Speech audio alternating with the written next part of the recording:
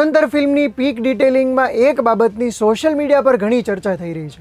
Arjun રામપાલે major ઇકબાલનું જે પાત્ર ભજવ્યું એ પાત્રની જે દીકરી છે એને ડાઉન સિન્ડ્રોમથી પીડિત દર્શાવવામાં આવી છે, જે સીધો ઇશારો કરે છે પાકિસ્તાનની એક મોટી સમસ્યા તરફ, અને એ સમસ્યા છે કઝિન મેરેજની.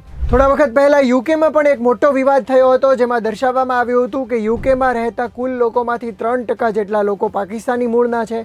આ જે પાકિસ્તાની મૂળના લોકો છે એમાંથી આશરે 60%થી વધારે લોકો એ કઝિન મેરેજીસમાં જોડાય છે. અને આ કઝિન મેરેજીસના કારણે યુકેમાં જે પણ બાળકો જીનેટિક ડિસઓર્ડર્સ સાથે, એટલે કે જન્મજાત ખામીઓ સાથે અથવા તો વારસાગત રોગો સાથે જન્મે છે, એમાંથી 33% બાળકો આ પાકિસ્તાની મૂળના કપલ્સના હોય છે. ઘણા બધા એક્ટિવિસ્ટોએ એવી ચળવળ ચલાવી કે આ વસ્તુના કારણે એ યુકેની જે હેલ્થકેર સિસ્ટમ છે એના ઉપર ખૂબ માઠી અસર થઈ છે અને ખૂબ માર ભોગવવો પડે છે. એટલા માટે થઈને અત્યારે યુકેમાં જે કઝિન મેરેજીસ લીગલ છે એને ઇલીગલ જાહેર કરવા જોઈએ. પણ શું કઝિન મેરેજીસની સમસ્યાથી માત્ર પાકિસ્તાન જ પીડાય છે? ના, એવું નથી. આ સમસ્યાના કારણે દુનિયાના શક્તિશાળી રાજવંશો કાયમ માટે ખતમ થઈ ગયા. તમને જાણીને નવાઈ લાગશે કે ભારતમાં પણ અનેક પ્રદેશોમાં કઝિન મેરેજીસની પ્રથા આજની તારીખે ફોલો થાય છે. ગુજરાત સમાચારના ડિજિટલ પ્લેટફોર્મ્સ પર હું છું મયુર. આજના વિડીયોમાં આ મુદ્દા વિશે વાત કરીશું અને જાણીશું કે આની પાછળ વૈજ્ઞાનિક સત્ય શું છે. મિત્રો, 1922માં ઇજિપ્તની વેલી ઓફ કિંગ્સમાં બ્રિટિશ પુરાતત્વવિદોને એક મોટી સફળતા મળી. વર્ષોની મહેનત બાદ બહુચર્ચિત અને પ્રાચીન રાજા તુતનખામેનનો મકબરો શોધાયો, જેમાં સોનાના આભૂષણો અને ભવ્ય શબપેટીમાં મમીફાઈડ બોડી પણ મળ્યું. વૈજ્ઞાનિકો અને ડોક્ટર્સનું કહેવું છે કે તુતનખામેનના નાની ઉંમરમાં મોત થવા પાછળનું કારણ જીનેટિક બીમારીઓ હતી. વિજ્ઞાનના આધારે એવું સિદ્ધ થયું કે તેના માતા પિતા કઝિન ભાઈ બહેન હોઈ શકે છે. એમના પગમાં જન્મજાત ખામી હતી, એમને ડીજનરેટિવ બોન ડિસીઝ એટલે કે હાડકાં નબળા પડી જવાની બીમારી હતી, અને ક્લેફ્ટ પેલેટ એટલે કે તાળવું કપાયેલું હતું. વૈજ્ઞાનિકોએ કહ્યું કે માતા પિતાની એક ભૂલના કારણે ઇજિપ્તનો શક્તિશાળી અને મહાન રાજા માત્ર 19 વર્ષની ઉંમરે મૃત્યુ પામ્યો. ઇતિહાસમાં આવા ઘણા ઉદાહરણો જોવા મળશે. એક સમયના યુરોપના સૌથી શક્તિશાળી રાજવંશ હેબ્સબર્ગનો વિનાશ પણ આ જ કારણથી થયો હોવાનું કહેવાય છે. આ રાજવંશના મેક્સિમિલિયન પ્રથમે એક એવા લગ્ન કર્યા કે જેણે આખા યુરોપની કિસ્મત બદલી નાખી. એવું કહેવાય છે કે આ રાજવંશનો મંત્ર બની ગયેલો કે બીજા ભલે યુદ્ધ કરે, તમે લગ્ન કરો. બેલ્જિયમ, ફ્રાન્સ, નેધરલેન્ડ સુધી યુરોપનું સામ્રાજ્ય ફેલાયું હતું, પરંતુ સત્તા અને સંપત્તિ પરિવારની બહાર ન જાય એ માટે આ રાજવંશના લોકોએ આપસમાં લગ્નો કરવાનું શરૂ કર્યું. લોહી શુદ્ધ રાખવાના નામે ચાર્લ્સ પંચમે પોતાની પિતરાઈ બહેન સાથે, ફિલિપ દ્વિતીયએ પણ પોતાની ભત્રીજી સાથે લગ્ન કર્યા.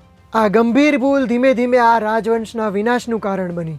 બાળકોમાં જન્મજાત ગંભીર ખામીઓ આવવા લાગી અને એના કારણે ઘણા બધા બાળકો દેખાવમાં પણ વિકૃત થવા માંડ્યા. રાજા ચાર્લ્સ પાંચમાને તો ઘણા લોકો કહેતા કે મહારાજ, તમારું મોઢું બંધ રાખો, આ દેશની માખીઓ ઘણી બદતમીજ છે.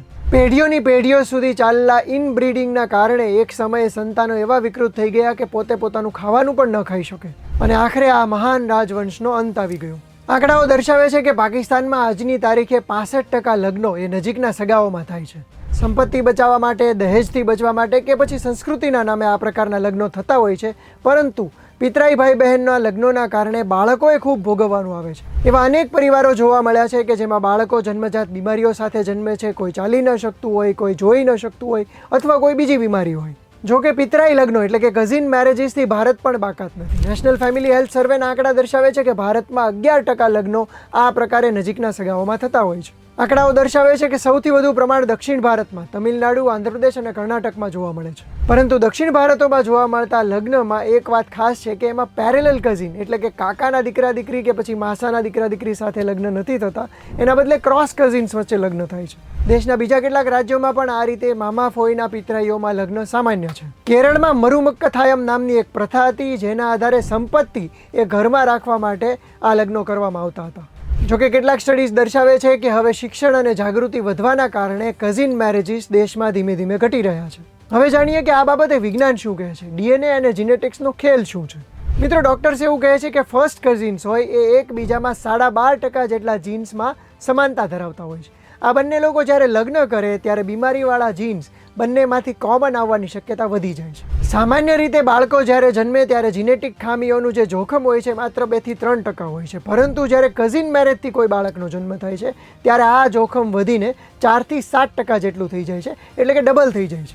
અને એમાં પણ જો પેઢી દર પેઢી આવું થાય તો આ જોખમ અનેક ગણું વધી જાય છે. બ્રિટનમાં એક સ્ટડી થયેલો એ શું દર્શાવે છે એ પણ જાણવા જેવું છે. બોર્ન ઇન ધ બ્રેડફોર્ડ નામના આ રિસર્ચ પ્રમાણે સામાન્ય રીતે બાળકોમાં જે સમાન વિકાસ હોય છે એની શક્યતા 64% જેટલી હોય છે, પરંતુ કઝિન મેરેજમાં આ શક્યતા ઘટીને 53% જેટલી થઈ જાય છે. બોલવાની સમસ્યા કે પછી ભાષા સમજવાની જે તકલીફ હોય છે એનું જોખમ પણ 7.5 થી 11.5% જેટલું વધી જાય છે. મિત્રો, મોડર્ન મેડિકલ સાયન્સનો ઇતિહાસ તો 100-200 વર્ષ જૂનો હશે, પરંતુ ભારતનું હજારો વર્ષ જૂનું જે આયુર્વેદ છે એ પણ કઝિન મેરેજીસની વિરુદ્ધમાં વાત કરે છે. ચરક સંહિતામાં અતુલ્ય ગોત્રીય અધ્યાયનો ઉલ્લેખ છે. એમાં પણ દર્શાવાયું છે કે સગોત્ર વિવાહ એટલે કે સેમ લિનિયજ મેરેજીસના કારણે બીમારીઓનું જોખમ વધી જાય છે. મિત્રો, દેશ અને દુનિયામાં સાંસ્કૃતિક માન્યતાઓ કંઈક અલગ હોય છે, પરંતુ વિજ્ઞાન ઘણીવાર એનાથી અલગ વાત કરતું હોય છે. આવા સંજોગોમાં સમાજમાં જાગૃતિ આવે એ ખૂબ જરૂરી છે, જેના કારણે ભવિષ્યની પેઢીઓએ ભોગવવું ન પડે. આ વિડીયો વધુને વધુ લોકો સાથે ખાસ શેર કરજો, જેથી આ બાબતે પણ જાગૃતિ આવી શકે. અને આ વિષયમાં તમારો જો કોઈ મત હોય તો એ પણ અમને કોમેન્ટ કરીને જરૂર જણાવજો. અને આ જ પ્રકારના ડિટેલ્ડ માહિતીસભર વિડીયોઝ જોવા હોય તો ગુજરાત સમાચારને સબસ્ક્રાઈબ અને ફોલો પણ કરી લેજો.